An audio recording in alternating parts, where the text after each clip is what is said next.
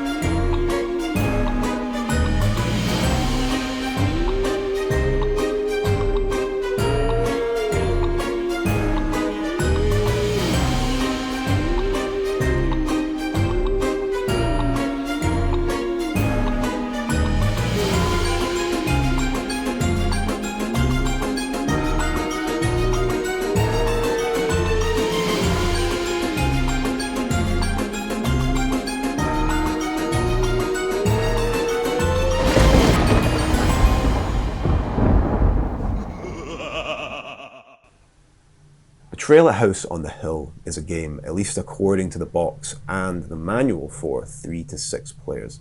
Welcome to the first hands down review. Today I'm going to be taking advantage of the spooky season to talk to you about this ghoulish game. We're going to be taking a look at Betrayal at House on the Hill, which I'll now be shortening to Betrayal just to make things a bit easier as we go along throughout the video. So today we're going to be discussing the basics of how to play Betrayal. So you can see this video as a review, and also if you have the game already and you want to just get things going, get things set up, you can see this as an opportunity to learn how to play the game a bit more visually, so you can dive in hopefully a bit easier. But if you don't own the game, that's mainly who this video is being made for. Those who don't own the game and want to see if Betrayal is a game that they want to pick up this Halloween and give a bash. It's a very old game. It came out in 2004. We'll discuss that a little bit later. But we're going to be showing off the deeper aspects of the gameplay throughout the video, while we tutorialize some of the more basic aspects as well. And then after that, we're going to do a full narrated playthrough for you guys. We dove into a game, we played a little bit, and we filmed what we found. I think it'll uncover some of the critical aspects we have of the game, as well as some of the praises. And we're going to be sprinkling those throughout the video as we go. And then at the end of the video, I'll kind of give my final thoughts on the game, and we'll see if it will get our first hands down thumbs up, which means that we recommend this game and we think that you guys should go out and buy it this Halloween and give it a try. The very first thing I will say about Betrayal is that 3 players is a very lowball estimate, if you ask me. I would definitely recommend, if possible, to gather the full 6 stack for a game of Betrayal. That's how you get the most out of this game, I think. But if you can't manage that, at least try and get 4 players going. 3 players locks the game up and slows the pace of the game to an almost unplayable level for us here.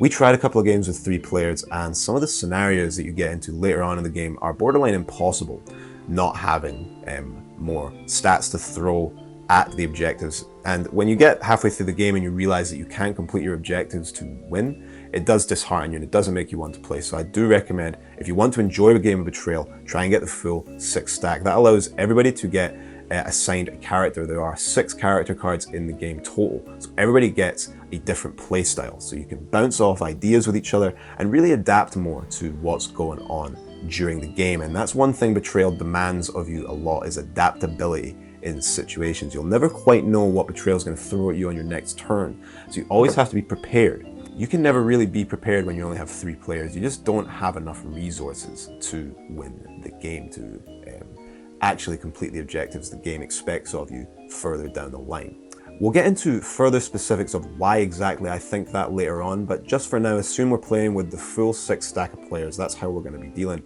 with the review as we go forward. The first thing everybody in the room needs to do before we sit down to play Betrayal is choose a character. Now this can be quite tricky. Betrayal has a total of 12 characters to choose from, so it is quite a lot of options, especially for your first playthrough when you're not sure what you're getting yourself into. So let's talk through some of the options we have. If you look at the character cards, you'll find each card has 2 sides. It's a double-sided card, so each character card comes with 2 different characters to choose from, doubling the total up to 12 characters. Both sides of the character card will have a similar character. So the red guy has Ox Bells and Flash Gordon. Is he Flash Gordon? I can't remember if his name is Flash Gordon. But Oxbellows is definitely his name. Flash, whatever his name is, the other guy. They're both burly men, but one specializes in might, one specializes in speed, so they can have very, very different playstyles. But for your first game, we do recommend trying out randomly assigning characters, because it encourages Betrayal's, I think, best quality, which is adaptability. Don't think too hard about your character selection. At the end of the day, when you really sink your teeth in Betrayal, when you really get down to the brass tacks, it doesn't really matter. But it can be really fun. The game has great incentive to get to know the characters. When you are actually deciding on your character, the best thing to check, however, would be the character card, the associated character card. You use these cards to check the stats of your characters. These are speed, might, sanity, and knowledge. The stat shown in green is the starting skill of your character, and the numbers above and below this green stat will represent the upgrades and downgrades you'll receive throughout the course of the game, usually in the form of damage or buffs to your character that you can gather as you explore the mansion. You can keep track of your stats with these nifty little black pointers, and by nifty, I of course mean infuriating and awkward. And this is the first major critique for me, and it is a minor one, but it's more of like a hardware issue, I suppose. These little things are worthless. They constantly fall off and slide around. During gameplay, they are very, very tedious to manipulate. And if somebody bumps the table, they can go strewn all over the place, and that means everybody's cards are completely jumbled up. And then it ensues a 10-minute debate on whether or not Madame Zostra had 5 sanity and 4 knowledge, or 4 knowledge and 5 sanity, because nobody can quite remember after that event. It's probably worth mentioning at this point that the edition I'm reviewing here is the second edition of Betrayal, released in 2010, with the original first edition being released all the way back in 2004. Avalon Hill, the manufacturers of Betrayal, released a third edition of the game in 2022, and that edition, that 2022 edition, seems to fix this particular issue I have with the little black sliders. They add little swords that come pre-attached to the character cards that slide up and down, it seems. I don't have that edition. This is the second edition here, which I see a lot in retail stores and on online marketplaces. So we're going to talk about the second edition today. We may have a follow-up video in the future where we'll talk about the changes made in the third edition of the game. And we may possibly even touch on the expansion later on down the line, the very infamous expansion pack called Widow's Walk. But a quick tangent there, now let's get back to the characters. One thing I do really like about the characters is the short tidbits of information you get written here in the middle. For example, here we can see Professor Longfellow likes his Gaelic music, good man. Peter Akimoto enjoys his basketball, and Oxbellows is a big fan of shiny objects. As much as it's just a little piece of basic information, I think it really goes a long way in encouraging one of the more fun aspects of Betrayal's gameplay loop, and that is roleplay. Now, I'm not talking about dressing up and doing voices if that's not your sort of thing. Simply making a stupid character make stupid decisions over the course of a game can lead to hilarious results and carve out a lot more memorable stories during your game. That's something I want you to keep in mind going forward when we talk about Betrayal. It's not the type of game that's a particularly competitive game. It's not the type of game to get into if you really like to best a challenge or best your friends. The game's a lot like a traditional tabletop experience where your imagination, and often in Betrayal's case comedy, will fill in the blanks that the game leaves behind. You really want to get into your character's mind when you play, fulfill your role in the B-movie, right? The game scenarios and a lot of the game's themes center around 80s horror and a lot of tropes that we're all familiar with in films and in video games and whatnot. So you want to kind of fill the roles, that Scooby-Doo, Fred, Daphne. The characters really ask for that and really guide you in those directions. So do try to pick one that you think you'd have fun pretending to be. After deciding on a character, take 4 black markers from the box, 1 for each stat, and place them on the green numbers at the side of the card. After that, go back to the box and locate your room tiles. We'll discuss these in detail later, but right now the only one you need is the big, long piece. That's the entryway, and it's where every single game of Betrayal begins.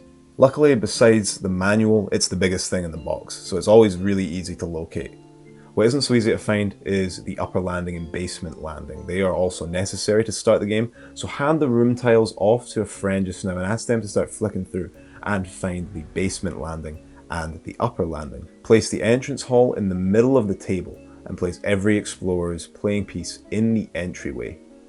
It doesn't really matter where on the table you place the basement landing and the upper landing, but for coherency when you get later on into the game and just for a nice kind of visual guide, we tend to recommend putting the upper landing next to the stairs in the entrance hall and putting the basement landing on the opposite side of that. That gives you a good way just to get to the upper landing easily. It's not too confusing to figure out where it is you're going to go, but it really doesn't matter where you put these tiles, especially if you're playing on a small table. Sometimes what we do is have one table dedicated to each floor, and that can lead to some very interesting board layouts. So experiment, see what works for you and your table, but this is the kind of setup we recommend. Entrance hall in the middle, basement landing on one side and upper landing on the opposite side. With every character's piece in the entrance hall, you're ready to start the first phase of Betrayal at House on the Hill, known as the exploration phase. Have the remainder of your room tiles to hand in the sections that we use to build your board going forward in this phase.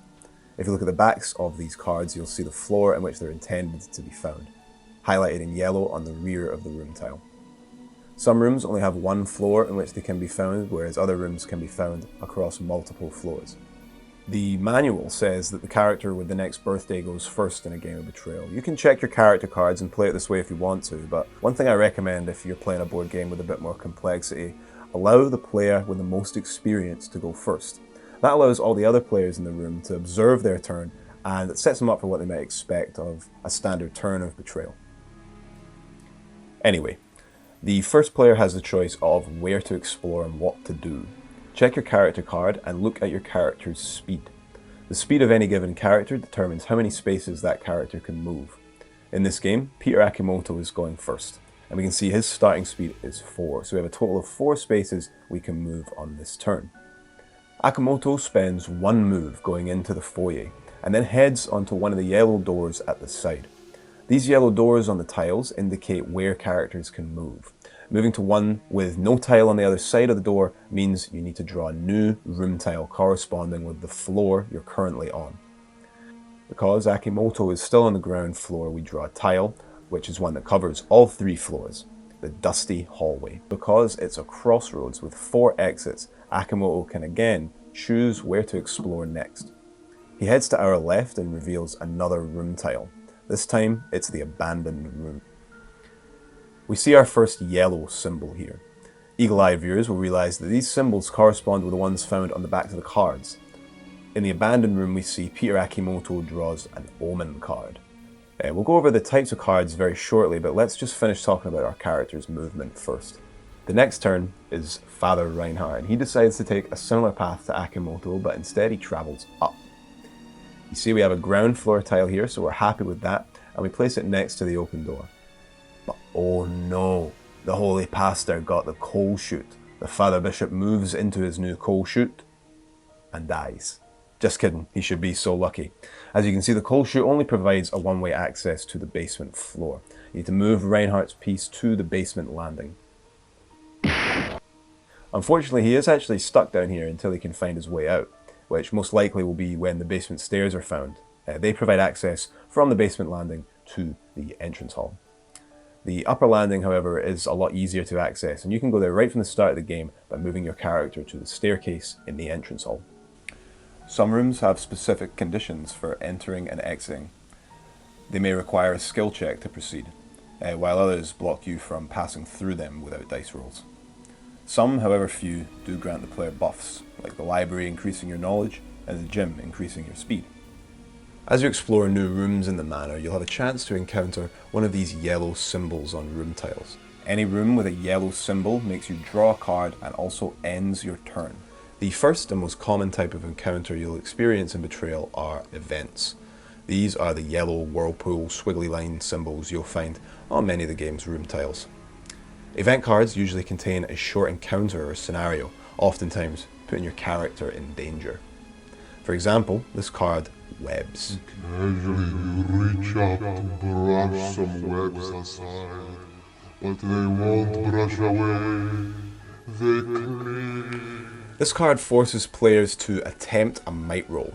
What the card means by this is essentially you're performing a skill check to see if you can break free from these webs. First, check the might of your character and then go to the box and locate the die. You should have 8 dice there in total. You might have noticed this already, but Betrayal's dice are not standard die, and they only come in values of 2, 1, and 0 on their sides. Gather an amount of die equal to your might and then roll them. So if you have 3 might, you'll roll 3 die and so on. Count your total and then go back to your event card. Most cards that require dice rolls will have numbers on the card detailing the continuation of the encounter dependent on the result of your roll. Read aloud your scenario and follow the instructions on the card accordingly. As you can see here, a roll of 4+ breaks you free from the webs and also nets you a nice cheeky might point there for your troubles, so remember to adjust your slider. Best not to go over what not getting a 4+ does on this card.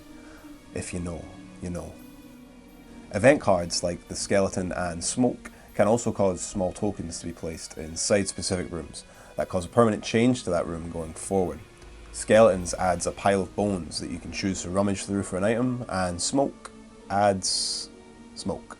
Item cards are a bit less complicated and are often a pleasant sight when you encounter one in a game. These cards are the only cards in the game that are not read aloud to the rest of the room, so an explorer has permission to keep their item a secret if they so choose. Almost all item cards are bonuses, which means they buff your character and grant stats to your character that will assist you going forward. Finally, back to omen cards. They are a lot like item cards in the sense that now this card becomes your property after you overturn an omen tile. However, unlike item cards, omens need to be placed face up and read aloud to the entire room. Only the explorer who receives the omen card has access to that buff that the omen brings, unless they choose to help a friend or they lose the omen in some other way. The trade-off with omens, however, is that they can often be both good and bad, and they often have a trade-off when receiving a buff. For example, the Madman omen gives you 2 might points, but also cuts your sanity by 1. Some omen cards are just straight up bad news, like Bite, which is simply an attack against your character. Omen cards have another special feature, in that every one has a small sentence down the bottom. Make a haunt roll now. The haunt rolls are Betrayal's hidden timer mechanic, and one aspect of the game I find particularly brilliant. Every time an omen card is drawn, that player must take 6 dice from the pile and roll them. They have to roll a number above the amount of omen cards currently in play. This is easy at the start of the game. Using 6 die to roll a 1 isn't exactly a huge ask, but it does get very tense later on when 7 or 8 omens are on the line and the odds are looking less and less in your favour. What happens when you fail a haunt roll will take us on to section 3 of this video. Once a haunt roll fails, that's when it's time to reveal the primary unique aspect of Betrayal's gameplay, and that is the unique variety of scenarios. There's 50 of them in total. To start the haunt, check the room in which the haunt was first activated. In our case it was the balcony. Then take the omen that caused the haunt roll to fail. For us it was the holy symbol. Look over to the box and pull out the books inside. There should be 3 of these. You need the Traitor's Tome and the Survivor Guide. Set the Survivor Guide aside, you'll be needing that in a second. But first, open the Traitor Tome to the first page and you should see a big table in front of you. The left hand side here shows all the rooms that have omen symbols, so look for your room. Here's the balcony. Then scout along the top until you find your omen, holy symbol. In our game, the haunt was number 6. Then look to the bottom of that page and locate your number. This section here will tell you who the traitor is going to be for your game, if there is one for your scenario. The deciding factor in who is the traitor will sometimes be loosely based on your gameplay during the exploration phase, but often it is just the person who reveals the haunt in the first place, referred to in the game as the haunt revealer. This feels a tad redundant to me. There are other traitor conditions such as highest knowledge or highest speed, and they do better in linking the exploration and haunt phases of the game. I think that these types of conditions do a better job factoring in all the choices and all the encounters from the previous section, and they're definitely scenarios that I most like to see in a game of Betrayal. They bridge the gap more between the phases. Now, it is worth mentioning here that the next few instructions I'm going to give you will vary depending on the scenario that you guys have. Some scenarios have no traitors, whereas others have secret traitors, and those work slightly differently. But most commonly, the game proceeds like this.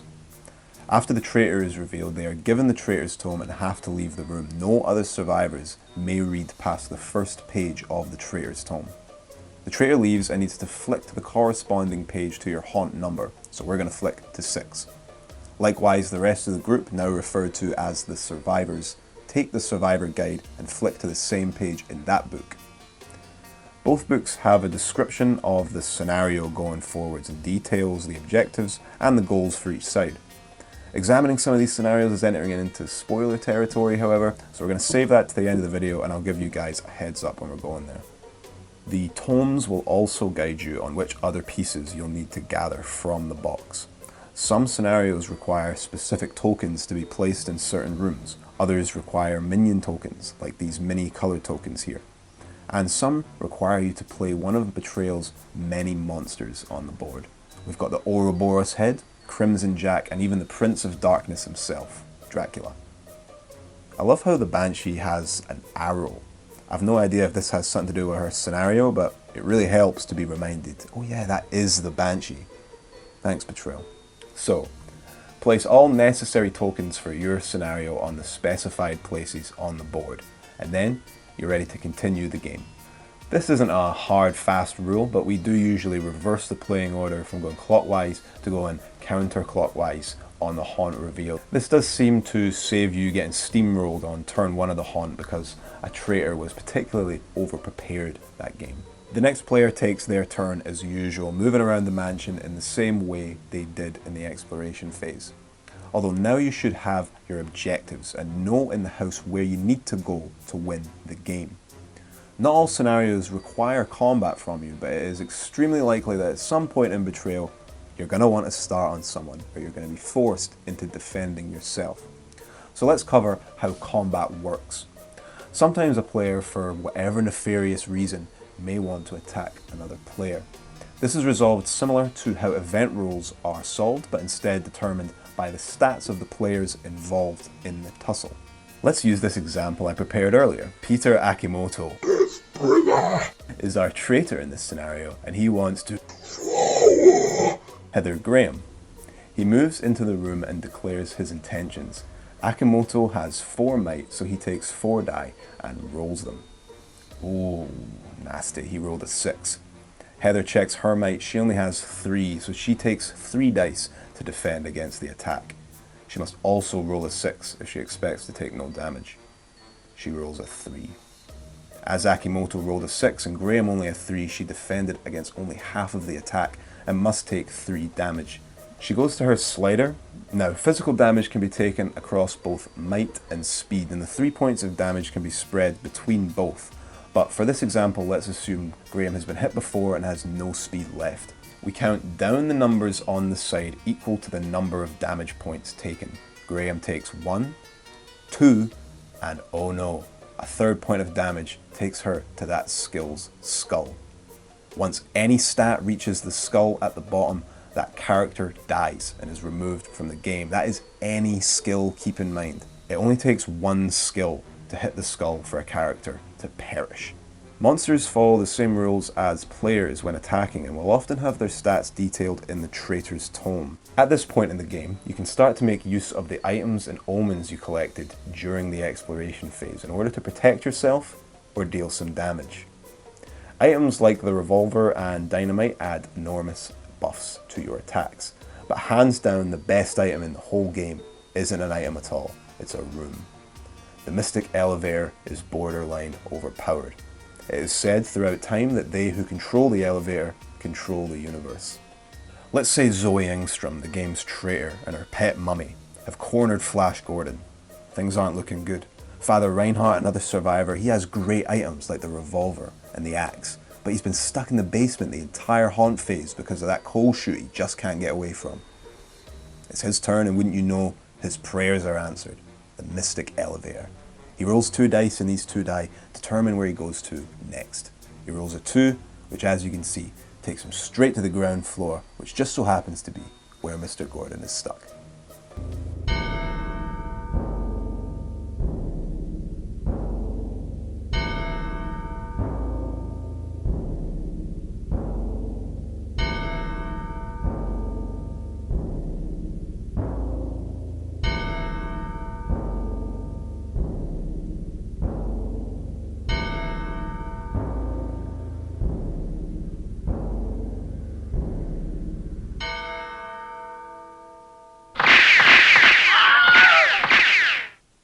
As you can see, there is a lot to play around with, and plenty of variations from game to game to keep things fresh with each playthrough.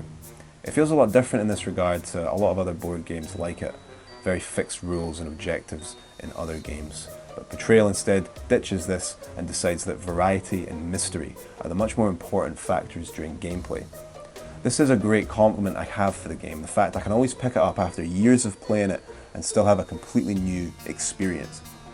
But as we will discuss later on, the extreme variation can also be to Betrayal's detriment sometimes. We are about ready to dive into our narrated playthrough for you folks, but first, as it's very difficult to properly and fully explain Betrayal's rules past the haunt phase, I'm going to do a quick fire round for some more specific rules that veteran players might find helpful. And honestly, going through the manual again for this video, I was shocked at the minor things I was doing slightly wrong after years of playing Betrayal, so I hope this will be helpful. Some cards or events will ask you to take a die of physical and or mental damage. Simply roll a dice and take as much damage as the numbers shown. These can be great because sometimes you get off with, again, a 0. Monsters move differently from players and must roll dice equal to their speed to dictate how many spaces they can travel. They can't reveal new rooms and can't use any items, but they can use the Mystic Elevator and other shortcuts. Also, unless a haunt says otherwise, monsters cannot die, so they are instead stunned and miss a turn when any damage is inflicted on them. You can steal an item or an omen from another player if you inflict more than 2 points of damage to them during a combat encounter. Likewise, if you kill another player, any items they were holding are immediately dropped in that same room and can be picked straight back up. Room tiles cannot be placed if they completely seal a floor and provide no more routes of exploration. The manual recommends to keep drawing tiles until you find a compatible room. You must consume 1 point of speed for each enemy in a room you pass through or escape from. This discourages fast characters like Flash Gordon from just absolutely gunning it around the map and completing all the objectives. The traitor and their monsters are not affected by and can ignore the text on room tiles like the catacombs or the tower. And they can also completely disregard further event cards. This actually includes the Mystic Elevator. The traitor can ride the elevator wherever without needing to roll any dice. Some haunts use a timer. This numbered slider is used in those situations. For our playthrough, we had 4 players. Davde, the funny one in our group, will be playing as his main, Peter Akimoto. Alongside him, we'll be seeing the likes of Professor Longfellow with his longer fellow, Ox Bellows. I was walking in and I noticed something shiny under Stanley's car and I got under to see what it was and I messed up my hair. And Missy Dubois. We place all of our characters' playing pieces inside the entrance hall and place our basement landing and upper landing on either side. Ox Bellows goes first and reveals the dining room. The dining room is an omen tile, so Ox draws an omen card, the skull. He makes his haunt roll, and wow, it's above 1, so we can continue. Since the dining room has a yellow symbol, Ox ends his turn and play moves to Davde, moving Peter Akimoto 1 space up towards the bloody room, which nets Davde a nice wee item card. Now don't tell anyone this, but Davde got the dark dice as his item. He keeps that to himself just now, however. Next, Longfellow reveals the organ room and draws an event, the creepy puppet.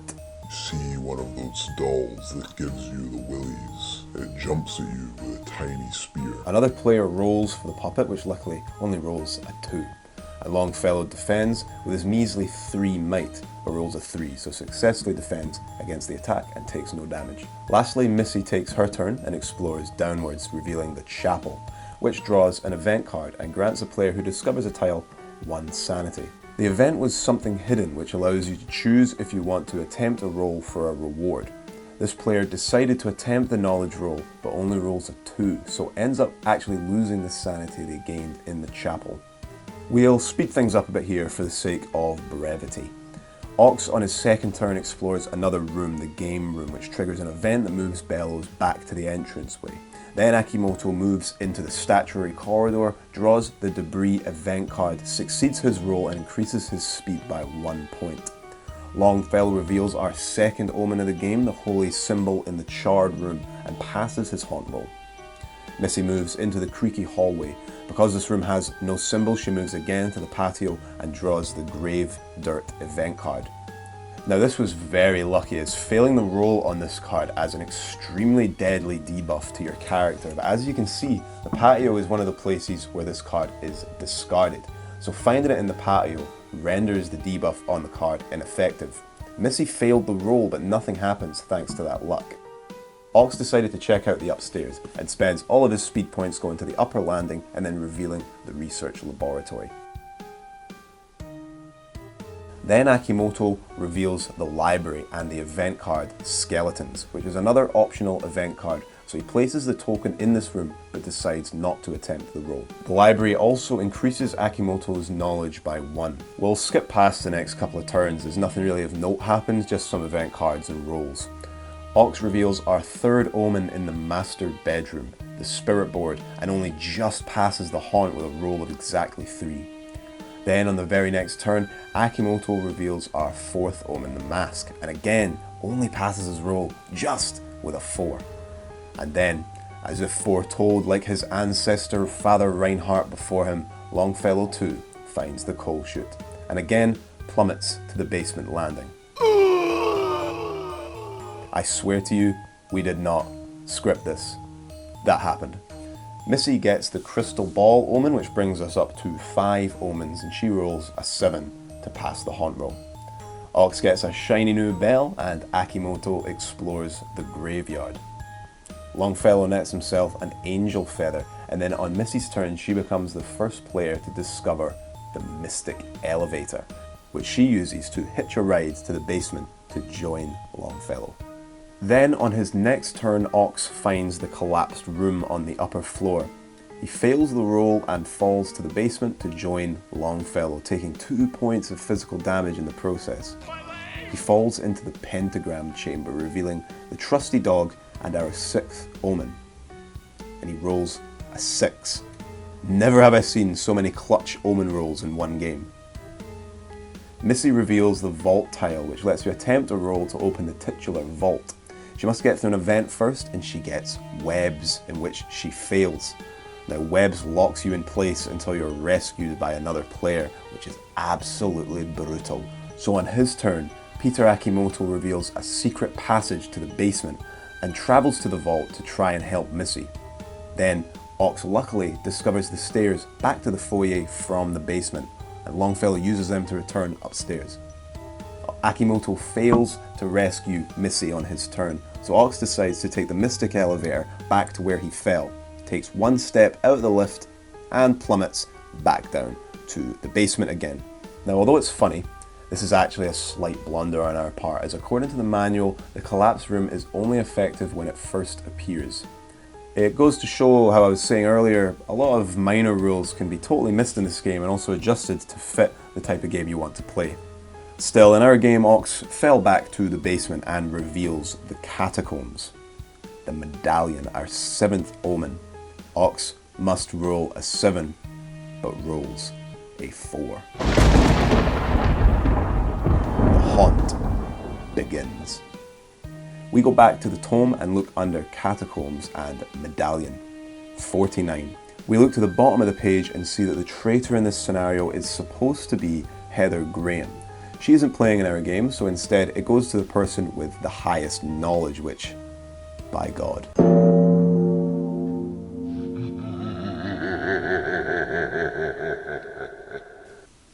It's Akimoto.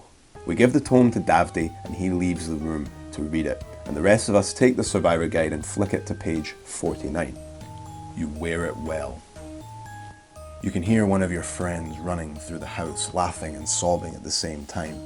Just as you're starting to run towards your friend, you feel a powerful wind tear through your very soul, casting out of your body. You can still see the walls of the house around you, but they're fuzzy and indistinct. A silver cord now stretches out of you, leading back to your unconscious body. All you want to do is crawl back inside your own flesh. But how? This scenario summons an astral spirit into the game as an enemy. There wasn't a specific playing piece for the body, so we were told to use a purple minion card. All survivors were knocked unconscious and their playing pieces replaced with small blue tokens, symboling their disembodied soul. The traitor must defeat the soul of one of the survivors and then allow the astral spirit to possess one of the survivors' corpses. The traitor still has control of their character and can go around booting the unconscious bodies of survivors to help defeat them. The survivors must simply defeat the astral spirit by attacking it with either knowledge or sanity rolls, which, for poor Ox, is going to be quite a challenge. Ox and Longfellow try to rush back down to the basement to face the astral spirit on their turn, but unfortunately for Missy, she was already in the room with Akimoto when the haunt was revealed, and neither Ox or Longfellow were close enough by on their turn to help. Missy is immediately in danger once both the astral spirit and Akimoto attack. Longfellow attempts to attack the astral spirit on his turn and uses his item, the angel feather, to assist him. The spirit takes 1 point of damage. Ox and Longfellow have to deal 4 to win. Scared, the spirit retreats into the vault and finishes off the soul of Missy Dubois, which sets the spirit up for possession. Longfellow and Ox try to intervene, but after a series of dice rolls in the vault and Akimoto repeatedly kicking Ox in the ribs while he's out, Ox dies, and the survivor cause is hopeless.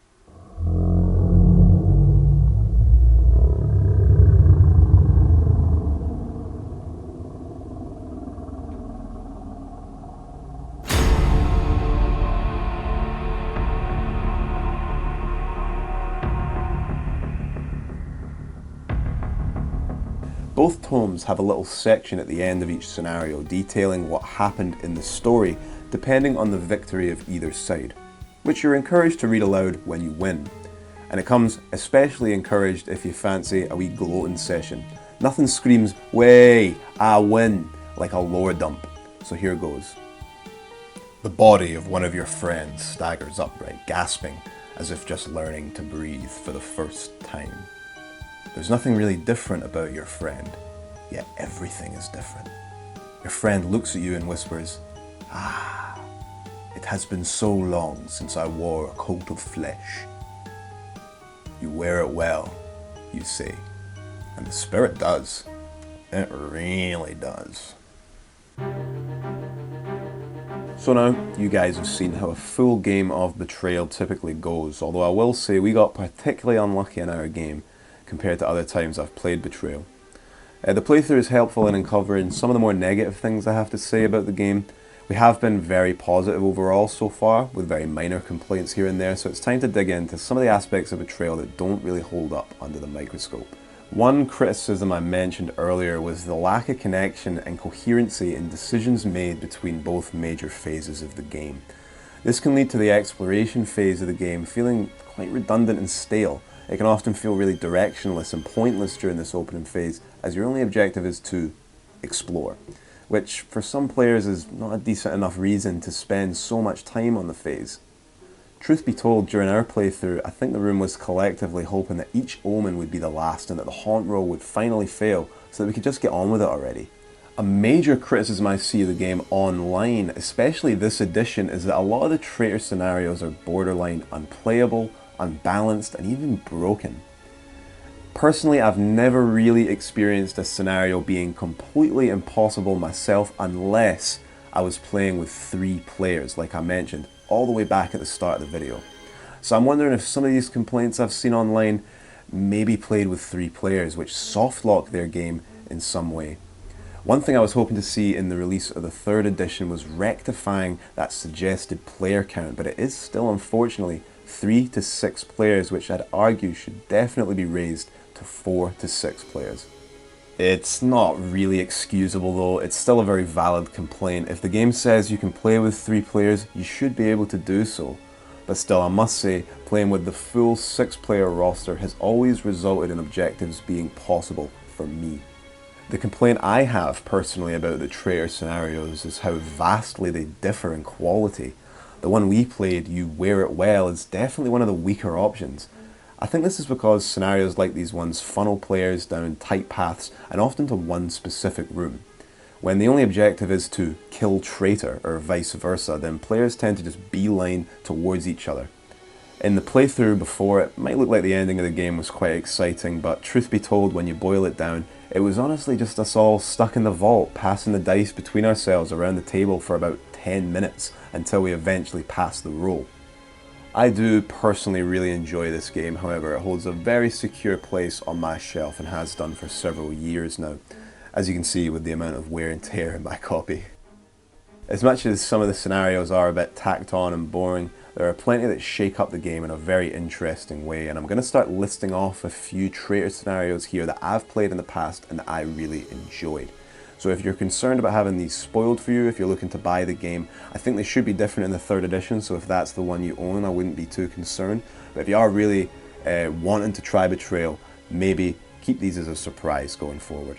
One scenario that I remember really vividly from Halloween a few years ago was a scenario called Guillotines, number 24. This scenario uses a secret traitor. To assign one without the rest of the room knowing who it is, the manual states to take a red monster token equal to the amount of players in your game. These tokens have little numbers on them, hand them out face down, and whoever gets number 1 is your traitor. They got to keep it a secret though and make sure the rest of the room doesn't find out, especially in this scenario. A couple of scenarios have this option, but Guillotines just takes it and runs with it. This scenario is a parody of the movie Saw. Your head starts spinning. Gradually you lose consciousness. You awaken. How long's it been? As you struggle to your feet, you hear a recorded voice. Hello. You don't know me, but I know you. I want to play a game. The door to this mansion will open in an hour, but none of you will be alive by then, unless you're good at finding things. You will note that each of you have a steel collar attached to your neck. This collar contains a blade held in place by a powerful spring. When a timer attached to one of these spring devices goes off, the wearer will end up considerably shorter. Players in this scenario are forced to find keys in certain rooms that will remove the death collar from around their necks. All the while, the secret traitor has to discreetly influence the room into making bad choices.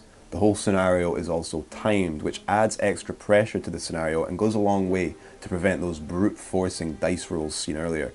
You simply just don't have time to spend a whole haunt in one room in scenarios like this. In our game a few years ago, we played this very scenario, and I remember we played a 6-player game. There were about 4 players left, and one of my mates, Ruri, was so convinced that I was the traitor that he teamed up with another guy, let's call him Robbie, to take me down. The pair of them chased me around the whole house trying to get my keys off me, but I didn't trust them one bit. Ruri had the revolver, and the pair of them eventually had line of sight on me. They landed a hit which reduced my speed, and they eventually closed the distance. I was on my last legs, and Ruri delivered the killing blow on me. Pleased as punch that he had won the game by killing the secret traitor, he sat back in his chair, smugly folding his arms. That's right. It was Robbie the whole time, and he quickly plunged his spear into the back of Ruri, winning the game for the traitors in the process. Betrayal! What? Betrayal! Betrayed me! Another scenario I've had a lot of fun with in the past is Airborne, Haunt 31. This scenario sees the house picked up by an enormous bird that carries the mansion far into the air. To escape, players must each find a parachute and jump from the entrance hall. In my opinion, scenarios that break free from the typical one traitor scenarios, they tend to be more fun and engaging. Scenarios that ultimately result in a free-for-all between the survivors. These encourage strategies, small teams or cliques to be forming around the table. I've seen some very clutch fights in the entrance hall during Airborne where 2 teammates realise at the last minute that there's only one parachute left between them.